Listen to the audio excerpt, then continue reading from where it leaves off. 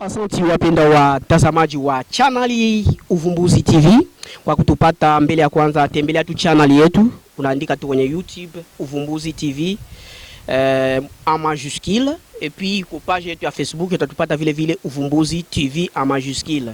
Leo tuko naongelea kuhusu wasanii 10 wa jimbo la Tanganyika na kwa kipekee mji wa Kalemi. Jambo ndugu. Jambo mkubwa. Unaweza pandisha kwa sauti ba telespectateur bakusikie mzuri? Jambo ndugu. Jambo mkubwa. Kwa majina unaitwa nani? Kwa jina naitwa kwa jina la Tokase.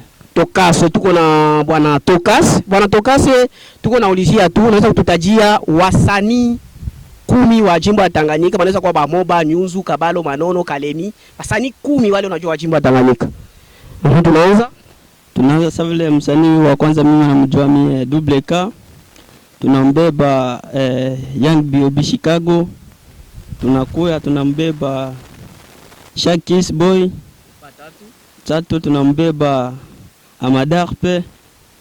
Tunambeba MC Banazo. Tunaendelea na Merci wa telespectateur wa Uvumbuzi TV. Nadhani anatoka mkutaja wasanii wa jimbo ya Tanganyika. Ni neno gani unaweza kubambia ba telespectateur wa Uvumbuzi TV ama wale wenye kutufuata muda na wakati kama na huyu kwa ajili ya muziki wa Kalemi, utabambia je?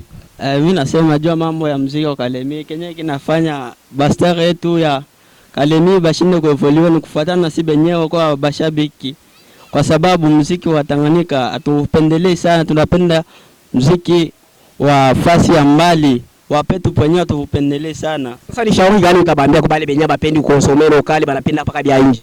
Okay, benyewe bapendi kufuatilia byao vya ndani, tabambia aje?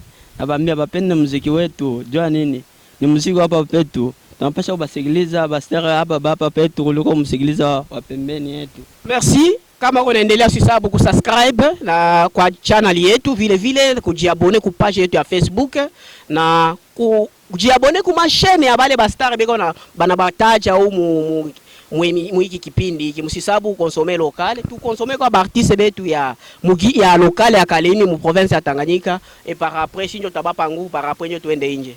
Merci bwana, unaweza kutuapele jina lako? Kwa jina naitwa Tokase. Tokase, tulikuwa na bwana Tokase, merci vraiment.